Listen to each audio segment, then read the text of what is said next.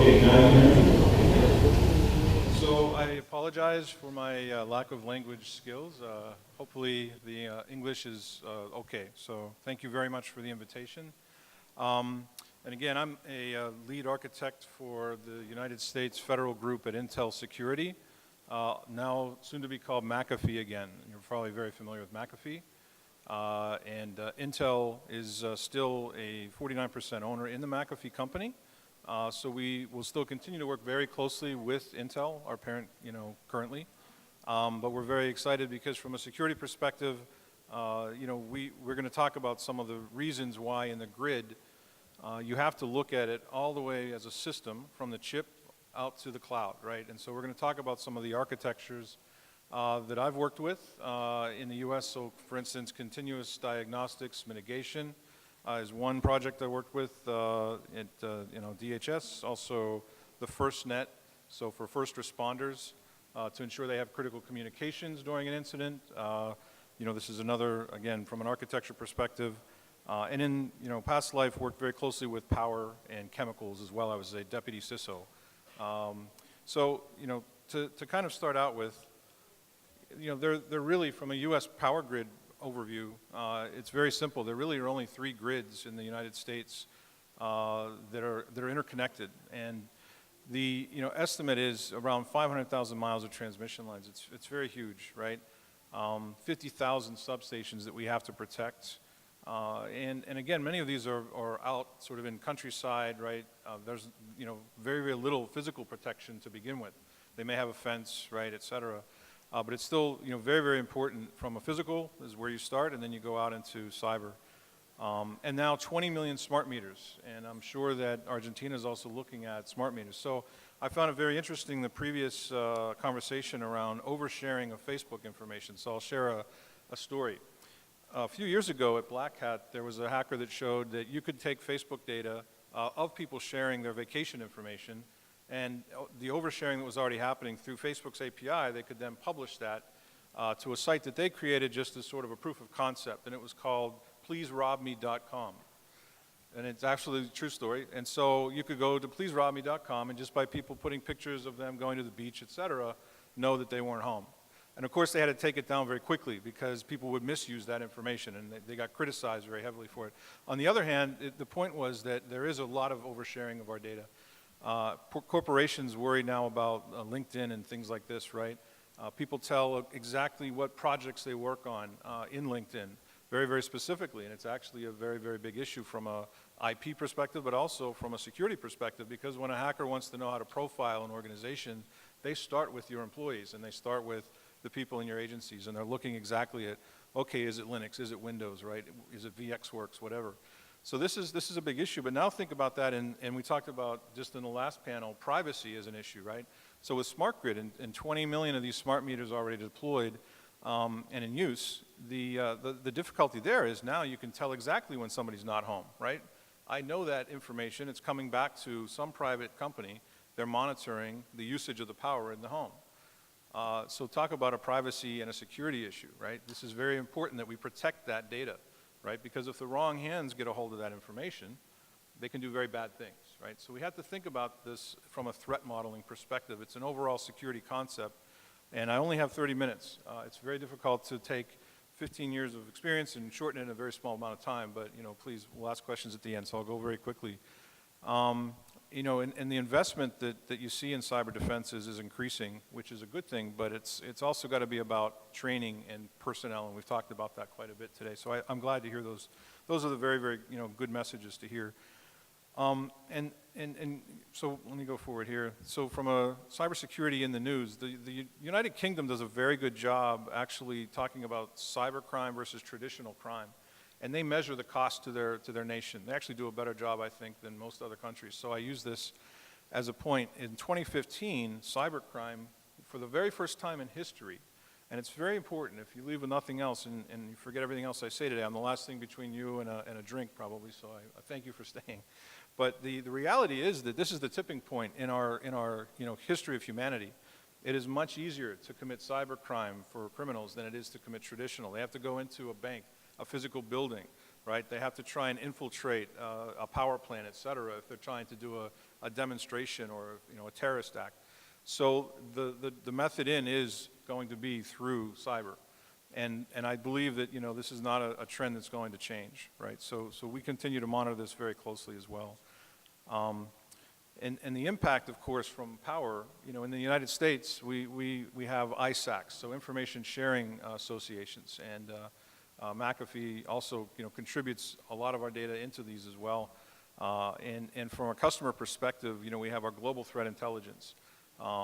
You know, but what's interesting is from an ISAC perspective and sharing perspective, they rank by priority in the United States. And the first one is energy. That's the number one, because without power, a lot of other industries, obviously, you know, they don't function, right? So without generators, how can you continue to do surgery in hospitals and so on? So energy is really the kind of the key area they start with always, oil and gas and so on, right? So infrastructure. And you guys know, I mean, you may have read in the news recently, in the United States, we had a pipeline go down, and the entire state of Georgia literally had trouble getting gasoline. And this is, you know, in one of the, you know, most, I would say from an infrastructure perspective, most advanced nations, right? So it's absolutely susceptible everywhere in the world.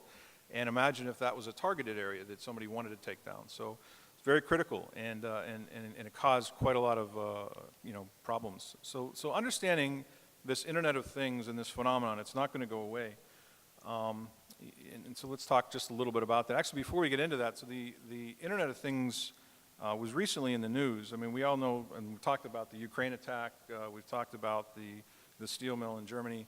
You know, how many of you have also heard about the Muri botnet recently, right? So the Muri botnet was a botnet that took over about 350,000 or more IoT cameras and devices, most of them in homes, but also in companies.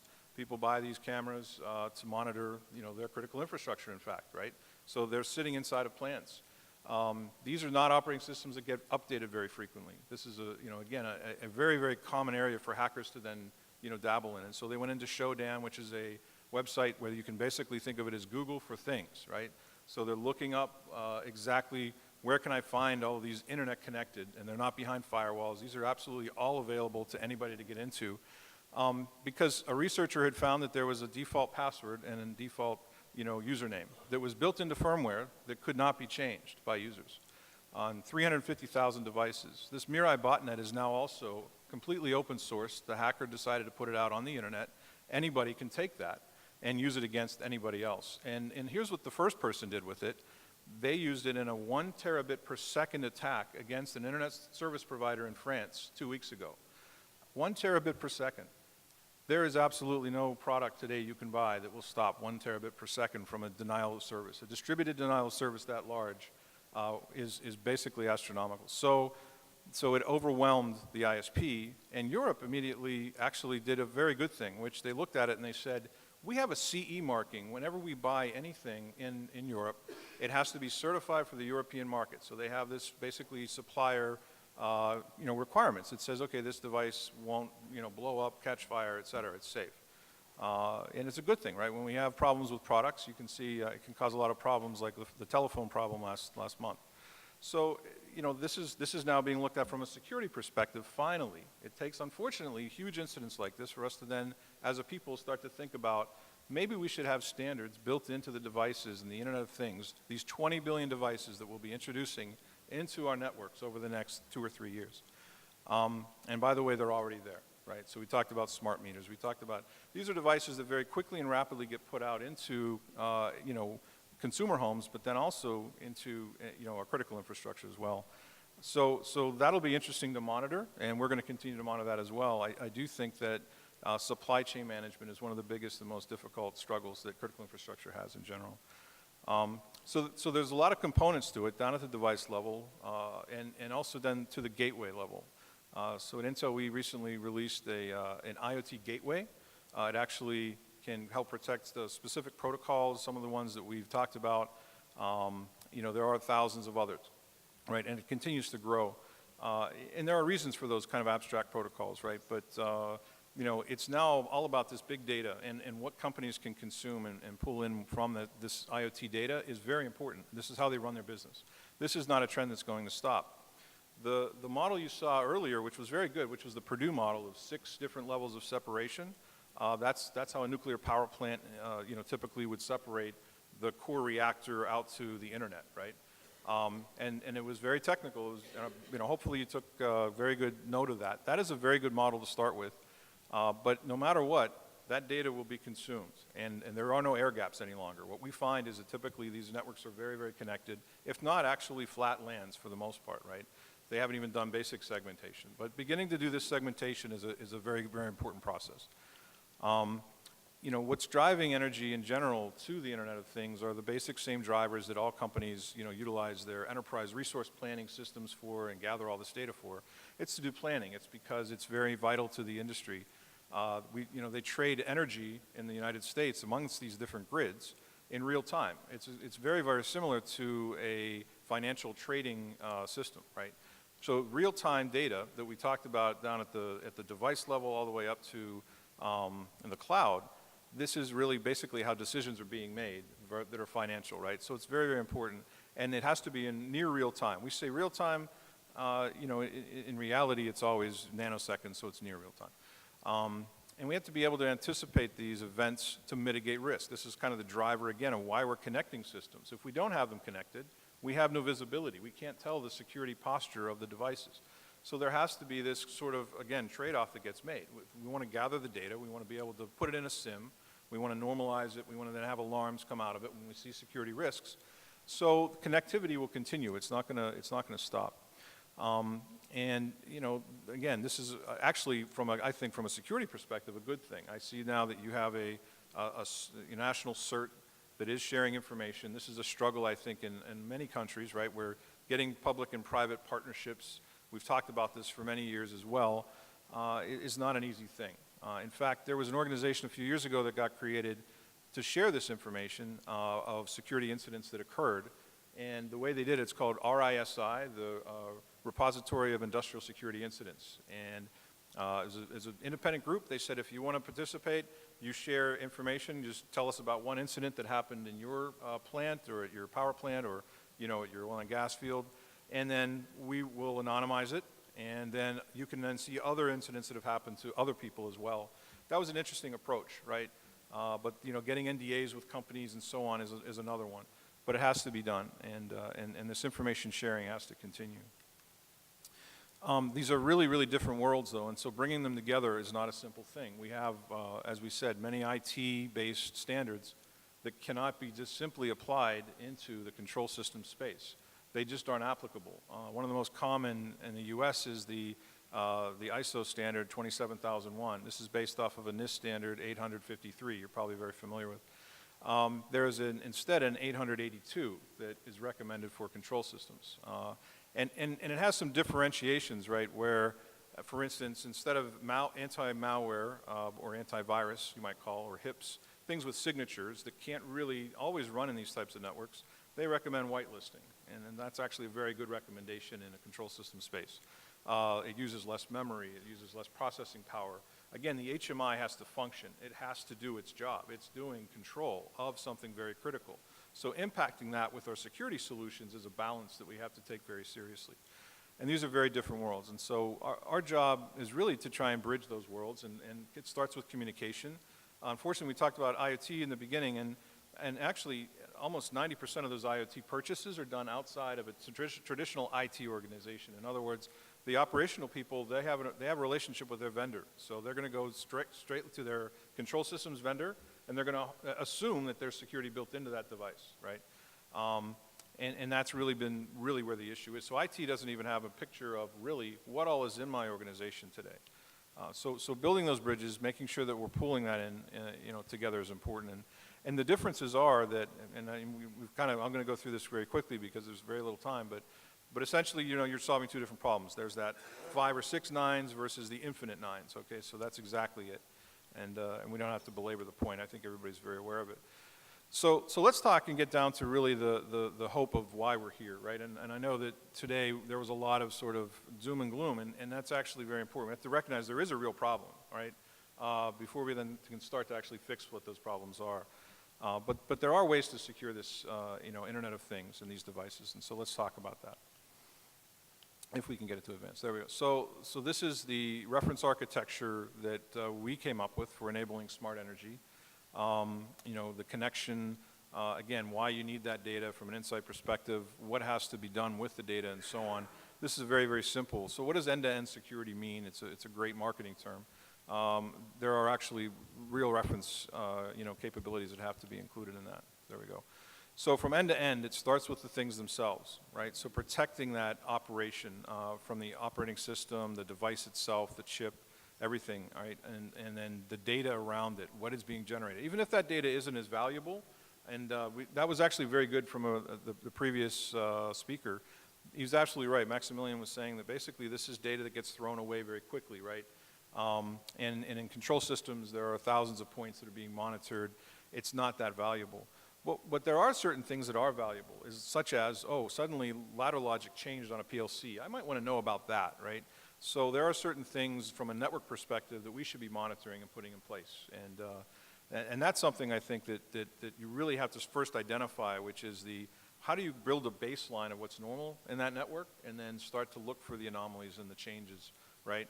But it starts down at the device level, and you have to start monitoring, you have to start looking at what is normal in this specific unit, this power plant, across all of their distribution, and then where do the anomalies happen. And then putting in gateways, putting in ways to be able to interconnect, because you could have analog to, you know, IP-based, right? There was sort of a debate earlier today about, you know, will everything go to IP-based? It might be. I mean, you see Modbus TCP, you see OPC, right, et cetera. You see many IP protocols already in critical infrastructure, but at the same time, you see many analog systems, right? And so this is a challenge as well, is how to monitor those. But that has to continue, and putting in a gateway allows for that. And then at the network side, then once it is IP-based, monitoring that for the traditional kind of IP attacks that we always see. But then up to the cloud, and so you know, we have certain standards that many, you know, again in the U.S., many companies are working towards FedRAMP certification. This is our federal cloud-based, you know, effort right now, and that's I think going to continue, and that's again the protection of sort of where the data centers are, how the cloud providers protect that data. Are they encrypting it? Are they giving you visibility into where exactly that data lives when it gets there? These are the challenges everyone has with the cloud. But you know, I'll tell you another one from a critical infrastructure perspective. A few years ago, I noticed a site called gotomyhmi.com. There literally are very small companies that don't want to acquire their own HMI, which is a human-machine interface. And so what they do is they basically use the cloud for it, right? And so another researcher at Black Hat saw gotomyhmi.com the first month it came out and found about 100 vulnerabilities the first day he started, and then he just gave up because it was just too simple. And not to pick on any one vendor, so they fixed a lot of those, but I mean, again, as more of this data moves to the cloud, and all enterprises are moving there, we have to think about this end-to-end requirement for encryption, for protection, et cetera, right, and then for alerting and monitoring. So the basic blocks of how that works, it starts with the hardware, and that's the base layer. And so I'll give an example. The Internet of Things is now being called, in the US for marketing terms, the Internet of Vehicles for the automotive industry. And so as you may know, there's a lot of work, like Tesla has a self-driving vehicle, Uber's working on one, doing research. You know, that's a very interesting area. I know, you know, a lot of companies now are looking at automated self-driving cars. There's actually safety reasons for that. We can reduce how many accidents we have if we automate the vehicle, potentially, right? So there are actually some good benefits. But imagine getting ransomware while you're driving, right? And the only way to get out of your car or have your car not crash is to pay the ransom. So this is basically the potential from a security perspective that we're converging two areas that really were never meant to live together, quite honestly, right? So we have to think about it from the time that that device is actually built, that it has security built into it, and that we're also monitoring that vehicle communication, because many of these vehicles are directly internet connected. There was, you know, again, another proof of concept where they went into the Chrysler and Jeep a few years ago. So if you're not familiar with that, it's a very interesting case. But essentially, it's an actuator that allows the car to self-park, right? So this is one of the very first kind of, you know, I would say avenues into self-driving vehicles was self-parking vehicles. And so the car could actually just back itself up into the parking spot. Very interesting, you know, and all that does is an actuator turns the wheel a little bit and then turns it back. But there's a governor that says it can only go so far. What they were able to do is essentially a rootkit into the system, and then you can lie to the system, just like Stuxnet did, right? You can lie to the HMI and say everything's fine with these centrifuges, don't worry, nothing's wrong, while everything is spinning way too fast, right? The same thing in this vehicle. So they were able to turn and have the car go off the road while someone was driving it, just as a proof of a concept. It actually was not a very simple hack. It did take them about 2 years to create that platform to do it. But when an adversary is interested, they will take a few years to build just about anything. We saw that with Night Dragon. We saw that with Dooku, with Flame, with Gauss, Black Energy, Havocs. There are many, many platforms that have been created specifically to go after critical infrastructure that we monitor at McAfee. So let's get down to basic protected boot, protected storage, up to trusted execution. There's new capabilities in the Intel chip called SGX, Software Guard Extensions. At our Intel Developer Forum, we teach and we encourage people to take a look at these new technologies that are available within the chip. So you can, instead of protecting something in memory, very technical, I apologize, but you can take it down into the chip and protect it instead, so you have protected workloads. And then at the software layer, and that's really where we come in, so whitelisting, encryption, analytics, and so on. Again, I know we have a very short amount of time. So some of the specific, you know, ISA was one that was brought up. Some of the specific, let's say, frameworks that you can choose from. There's NERC SIP. There's quite a few, right? There's NIST IR 7268 for smart grid. Again, continuous diagnostics and monitoring. You pick it, but the one I start with is typically 882 because it's specific around industrial control systems. They're on their second revision currently. And they make some recommendations. The very first one is app control, or whitelisting, if you would, or file integrity monitoring. It has many different names. But I'll tell you one thing about application control.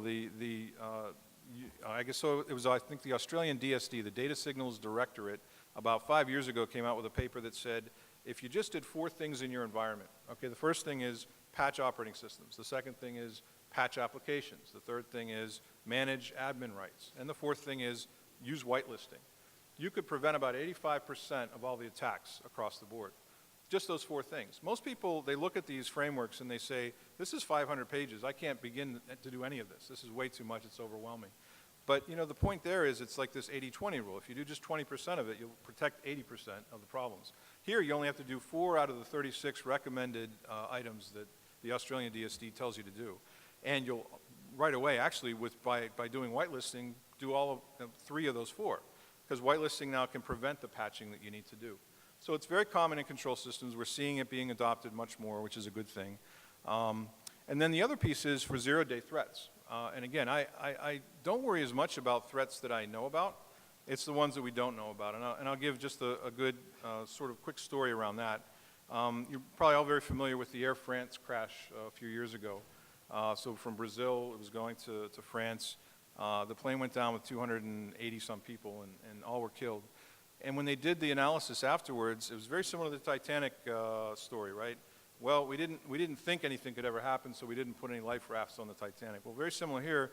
They had 4 different points of failover. They had 4 pitot tubes. If you're familiar with those, it's a small round tube that measures the airspeed. The airspeed tells everything to the plane's control system as far as, you know, how fast it's going, how high it is, right, et cetera. Temperature and so on. So it manages the control on board. When all 4 failed in a row, everything shut down. The system was never designed to be able to handle that failure, right? So it's a sort of a QA testing issue that they never ever encountered in their QAing, so everything seemed fine. And again, by the way, as we digitize everything and all of our systems are becoming digital, this is a problem that we have to think about, is have we really done the testing that needs to be done before we release something? So very, very tragic situation, and yet what they found is, oh, well, there was something called supercooled water. So the pitot tubes are supposed to heat the ice. When there's ice that gets clogged in it, it heats it, the water goes out, and then they continue to function. They never thought of when you get basically into a strange sort of a storm like this, what was happening at the time, it actually makes the molecules larger than they typically are. And so the pitot tubes were filled, and they couldn't melt, and they couldn't get rid of any of the blockage. So they all failed. This is again, back to testing, right? Back to QAing, and you have to put security lifecycle into these things. But when you get down to the 0 days, the things we haven't thought about, the threats that exist that we haven't yet seen, this is really the struggle that I see in critical infrastructure. This is what worries me. Not what ICS CERT tells us is a vulnerability, because now we know how to go and fix that vulnerability, and hopefully we do. It's more about what we don't know. And so the way that gets basically managed is maintaining functionality during adverse conditions. So that's the second piece down here.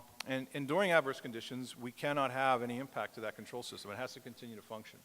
So we do that through, let's say, sharing of new threat data, looking at something that's brand new coming into the system and being able to very quickly make decisions, or doing sandboxing or looking for APT type activity.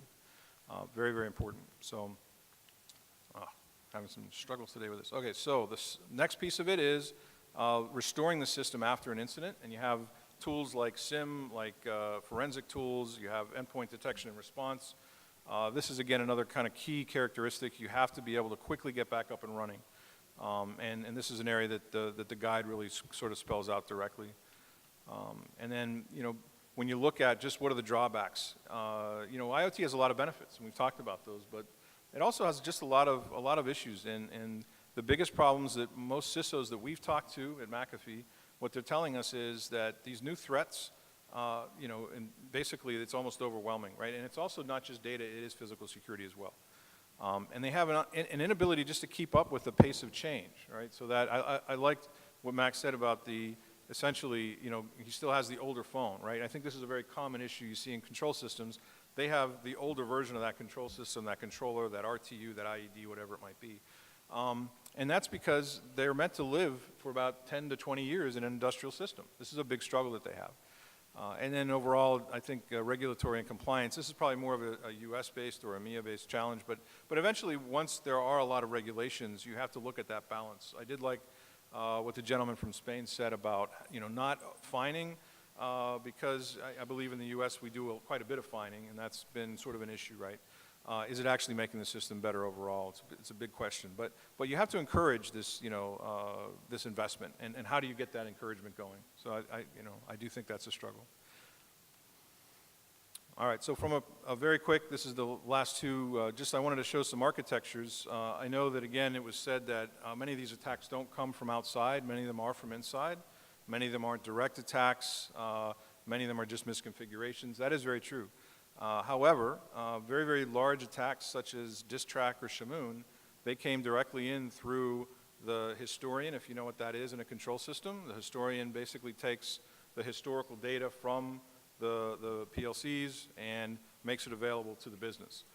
It's typically a database. It's like an Oracle, MySQL, et cetera.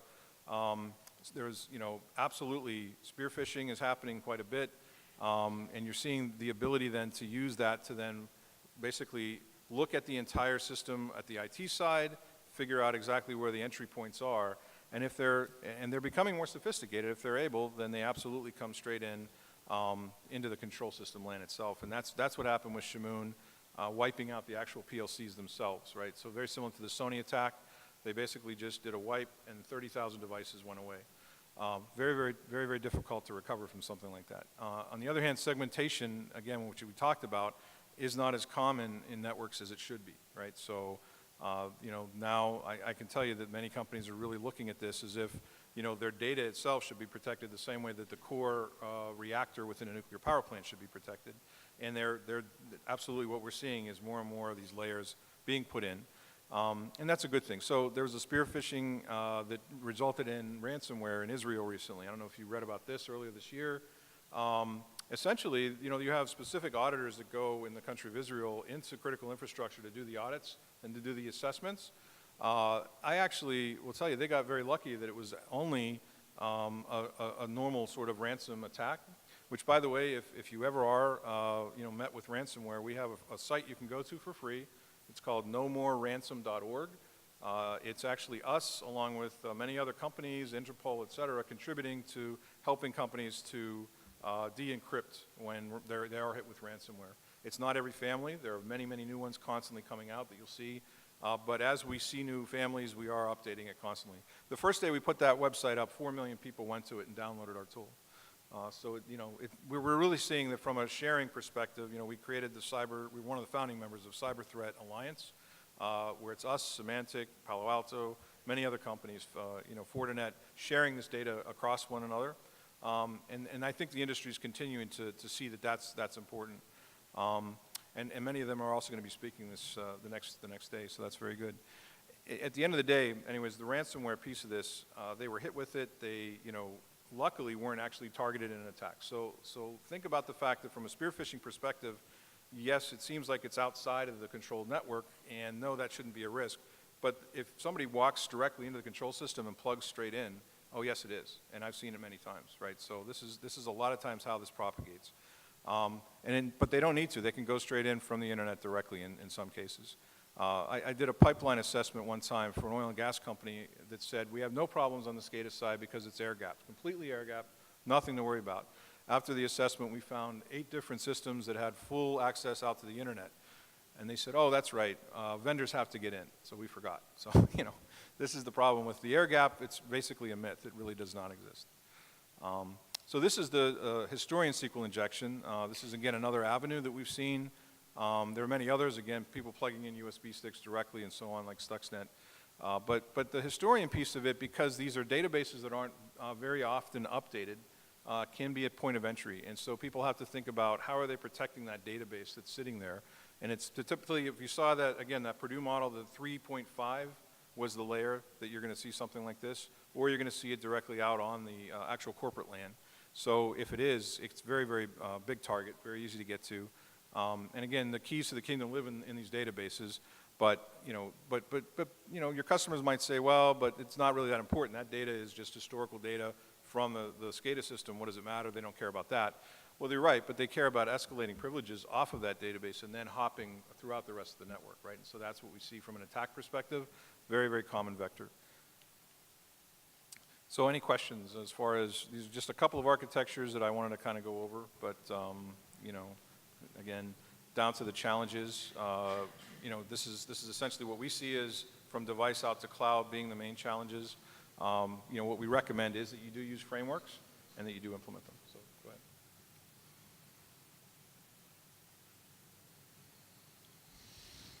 ¿Puedo en castellano o hago en inglés si no directamente? No, I can do it in English if you want. Okay. No problem. So you mentioned at the beginning of your presentation the Purdue model and all the functions and the levels, and in fact, many of the cloud solutions, they're still struggling on how to implement that Purdue model with the new reality, with the industrial Internet of Things. And as you described now, of course, most of these cases, they are just taking advantage of some weakness on some of the levels. That's right. of the same Purdue model and taking over. So in your view, the solution was more on the architecture and actually trying to separate those levels. But the only document from the standards that you mentioned that is taking that approach is the NIST for cyber physical security, and so, is basing the standard in previous ICS, such as 62443. Sure. So in fact, do you see that the IIoT architecture is evolving to mimic the same functions that we have? Because the Purdue model never meant to be a security model. It meant to be more a functional model. Right. And now we will need to relocate the same functions, but compress that in a new type of network stack. Absolutely. So great question. So, we recently released about 2 years ago what we call the Open Security Controller for software-defined networking and software-defined data center, where you can take, let's say, like your firewall or IPS policies and apply them down to the workload level. We're also, doing the same thing from a cloud perspective and giving people access to see the cloud workloads that they have. But, you're right. So as you start to see this collapsing, and absolutely, I've seen control systems already that are basically using, SDN because it's much more efficient. They're virtualizing the controllers. They have virtual controllers, right, as well as physical controllers. Actually, very, very good use case for that is they have to do, for NERC SIP, they have to do testing before they go and they patch anything. So they typically have a whole virtualized system that's going to do this. What we have the ability to do is you can actually take your same policy from your IPS that's on the physical layer, and then you can apply that down to that virtual workload, right? So that micro-segmentation, you can take the same policies and have them flow across. And if you think about how like VMware would work, it might stream it from one physical system to another physical system. How do you make sure that your security policies are following along the network as they flow? So that's a very good point. And then the other point is that like for instance, NIST does talk about segmenting, but I think it's only the Nuclear Energy Institute 0809 regulatory guide that actually says you should also use a data diode in specific areas. For instance, I would recommend that from the core reactor out to layer 2. So right there at least, you only have communication going one direction, unidirectional. And so for instance, like a SIM should be able to take that data and still send it across that data diode in order for your monitoring to continue. But you might not have direct control down to the actuator or the sensor level, and that's okay, right? Because those aren't the devices typically that you're going to go and patch and intervene right away anyhow. In fact, you probably want to put some sort of again, a diode of some sort in place and do testing to make sure that doesn't disrupt the actual controls and the functions that have to occur. Good question. Are there any others? I know it's very late in the day, but if not, thank you very much for your time, and I look forward to seeing you tomorrow. Thank you. Muchísimas gracias.